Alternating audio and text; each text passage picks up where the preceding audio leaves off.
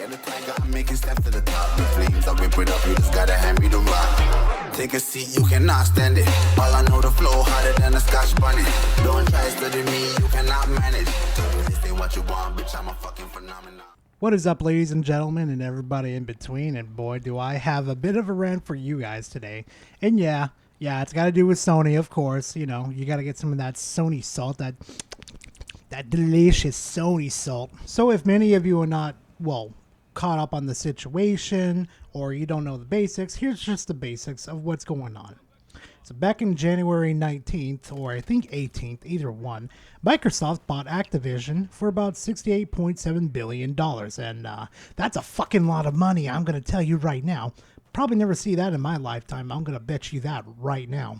And ever since that fateful day, Sony's been, well, how could I put this in meme format for you guys?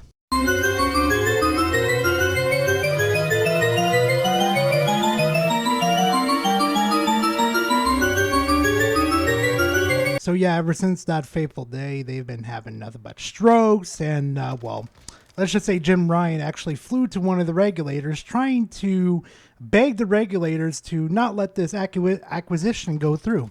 Not only that, he's told a lot of many lies too. Especially the ones where he cares about the gamers and he wants to look out for the gamers when he purposely snakes around Microsoft and does little behind door deals with Activision. So, such as examples of like the Battle Pass bundle bonus where you get you can skip 5 additional tiers. That's like a total of 25 tiers. Double XP points. PlayStation players can look forward to exclusive monthly double XP events. Get in combat packs. Get a free in-game bundle each Call of Duty Modern Warfare 2 season. Includes items such as operator skins, weapon blueprint, emblem, and much more.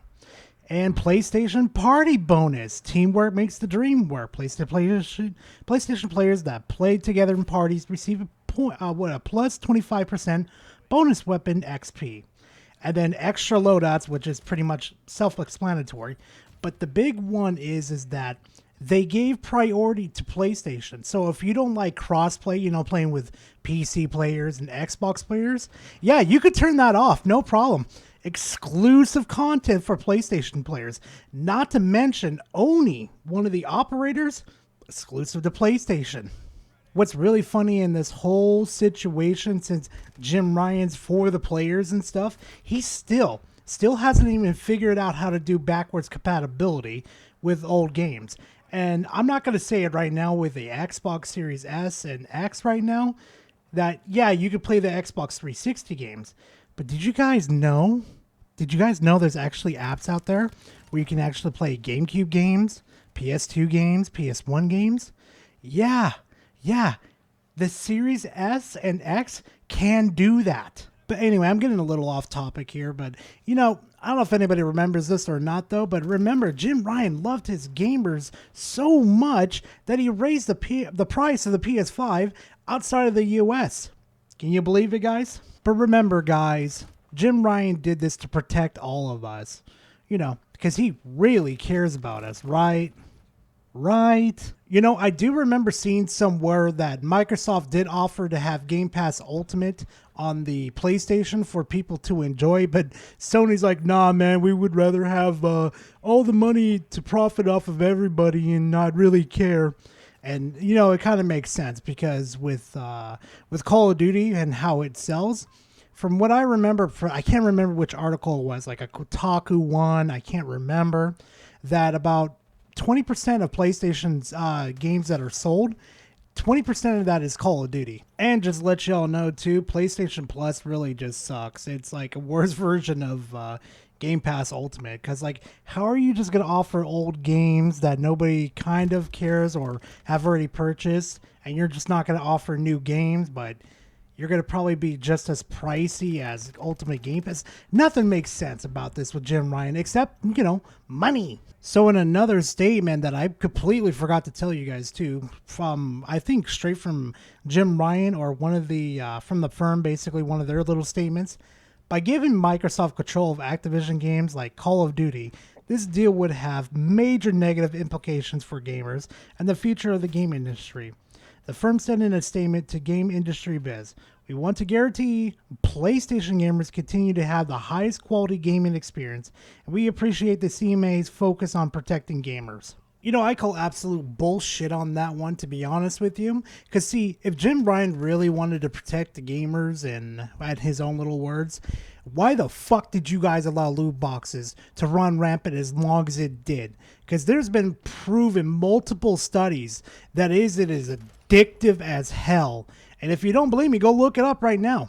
That loot boxes are addictive as hell. And not only that, too, Microsoft would actually probably, if they bought this and everything went through perfectly fine, that they would put Call of Duty on Game Pass. You want to know why? Because it saves a lot of money. I could just sit there and think to myself, hey, the new Call of Duty's come out. Let me just go ahead and spend $10 a month to see if I like the COD or not. And, well, either two things are going to happen.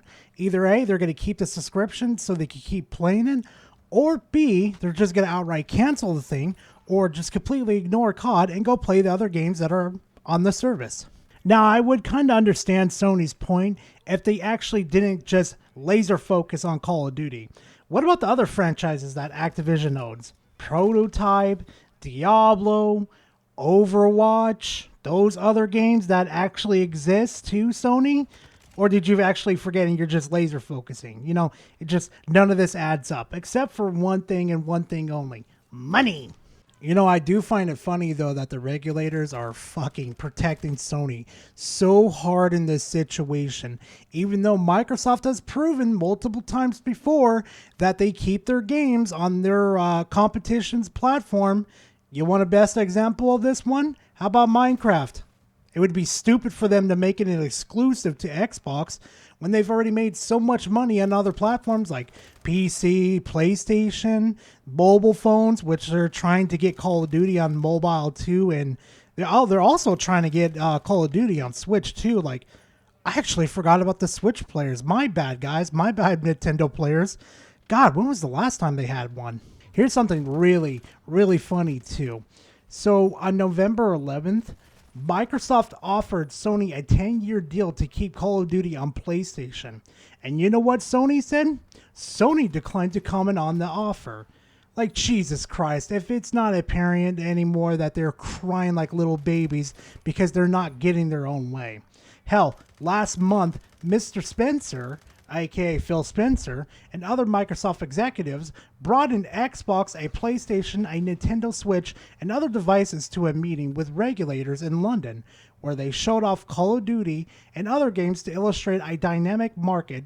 People familiar with the visit said, meaning that Phil Spencer had to sit there with the regulators and show them what consoles are, basically, and how they function. Like, Jesus Christ.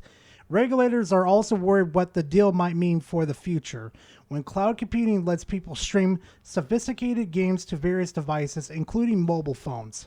Geez, do these regulators even know what they're talking about or what even Call of Duty is? Like, seriously, Phil Spencer had to go out there and show them the consoles on how these things were. Oh my God, Phil Spencer, I feel so bad for you.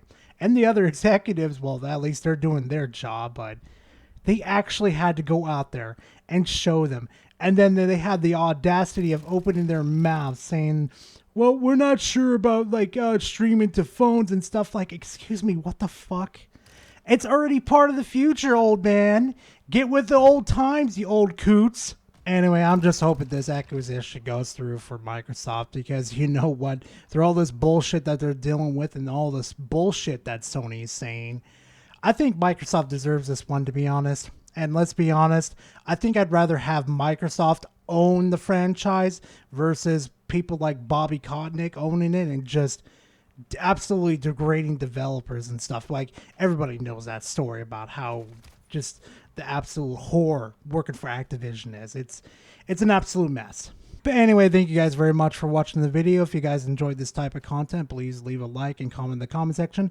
I always like talking to you guys. And hey, if you want more of this type of content, please hit that big red subscribe button. It lets me know you guys want more of this content. But anyway, thank you guys for watching the video. I really do appreciate it. And I'll see you guys in the next video. Later, fam.